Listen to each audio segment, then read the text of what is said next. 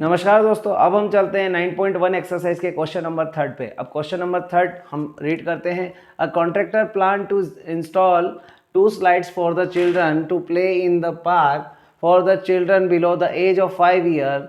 She prefer to have a slide whose top is at a height of 1.5 metre, ठीक है, and is inclined at the angle of 30 degree to the ground, whereas for the elder children she want to have a steep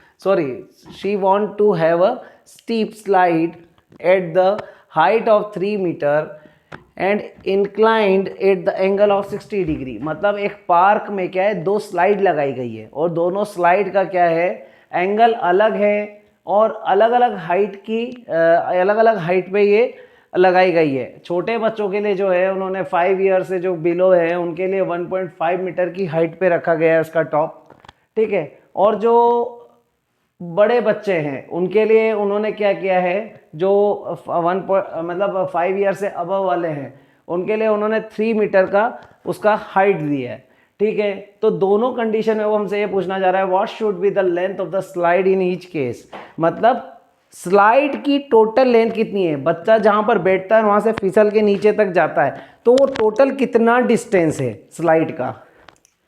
सबसे पहले हम क्या करेंगे, case first, ठीक है। Case first में थीटा की डिग्री, थीटा की वैल्यू क्या है, थीटा की वैल्यू यहाँ पे 30 डिग्री है, ठीक है। हम एक डायग्राम भी बना लेते हैं।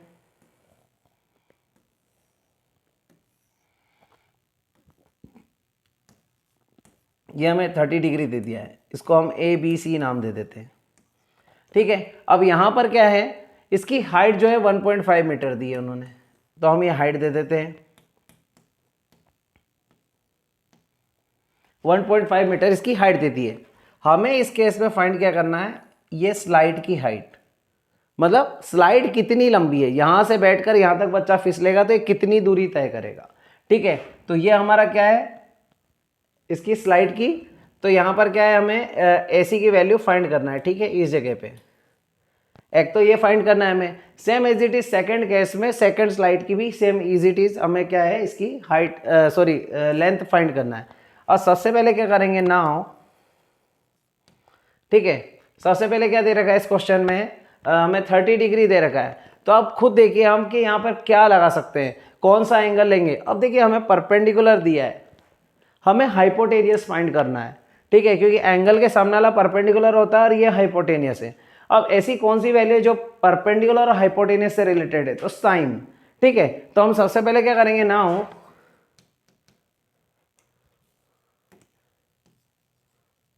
इन triangle A B C sine theta is equal to क्या हो जाएगा, परपेंडिकुलर अपॉन हाइपोटेनियस। तो परपेंडिकुलर क्या है, ए बी, आप लिख भी सकते हैं परपेंडिकुलर अपॉन हाइपोटेनियस। परपेंडिकुलर की वैल्यू ए बी है, हाइपोटेनियस की वैल्यू ए सी है, ठीक है। अब यहाँ पे थीटा की वैल्यू हम पुट कर देंगे, थीटा क्या है 30 डिग्री, तो साइन 30 डिग्री। ए बी की वैल्यू हमें 1.5 मीटर दिया है तो हमने 1.5, ए सी की वैल्यू हमें फाइंड करनी है, ठीक है। अब यहाँ पे साइन 30 की वैल्यू क्या हो जाएगी, साइन 30 की वैल्यू होती है 1/2, तो हमने साइन 30 के जगह क्या रख दिया 1/2। यहाँ पर क्या हो गया 1.5 अपॉन ए सी। अब वही है, क्रॉस मल्टीप्लीकेशन करेंगे, ठीक है। तो ए सी का 1 में इंटू होगा तो क्या आ जाएगा ए सी, और 1.5 में क्या है 2 का इंटू होगा तो क्या हो जाएगा, ये इधर चला जाएगा तो इसका इधर इंटू हो जाएगा, मल्टीप्लाई हो जाएगा। तो ये मल्टीप्लाई होने पे 1.5 का हम डबल कर देंगे, क्योंकि 2 से इंटू कर रहे हैं मतलब डबल कर रहे हैं, तो 1.5 का डबल करेंगे तो क्या आ जाएगा 3।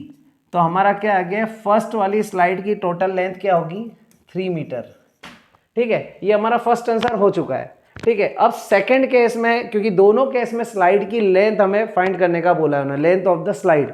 तो फर्स्ट केस वाली जो बिलो 5 ईयर ओल्ड वाले हैं उनका केस का हमारा आंसर आ चुका है, ठीक है। अब केस सेकंड,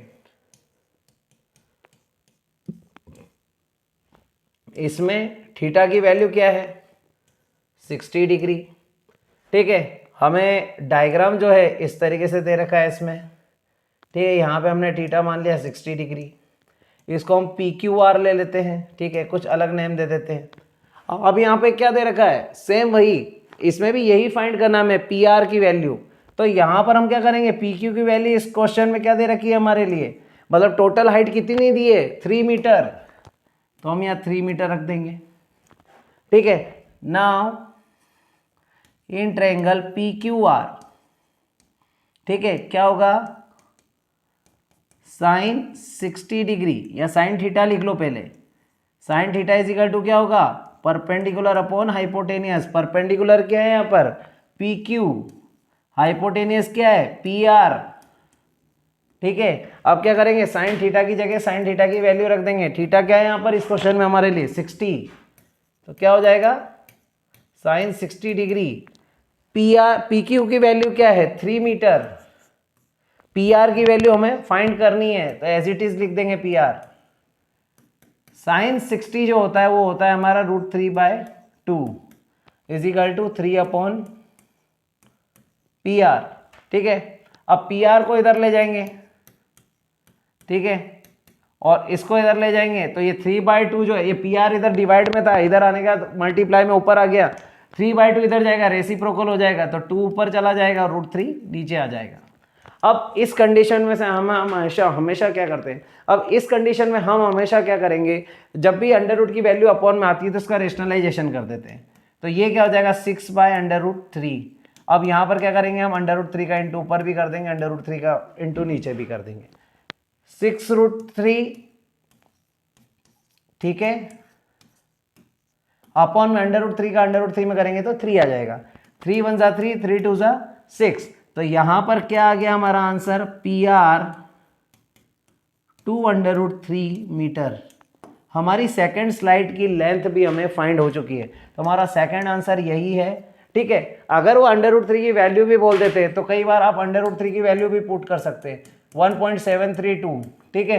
तो 1.732 आप √3 की जगह रखकर उसका इंटू 2 में कर देंगे, तो आपका ये भी फाइनल आंसर आ जाएगा। कुछ नहीं, थोड़ा बेसिक और स्टैंडर्ड में कई बार ऐसी चीज़ हो जाती है कि स्टैंडर्ड के क्वेश्चनों में बोल दिया जाता है कि we are using √3 is equal to 1.732, तो कुछ नहीं, आप √3 की जगह √3 की वैल्यू रख दीजिए।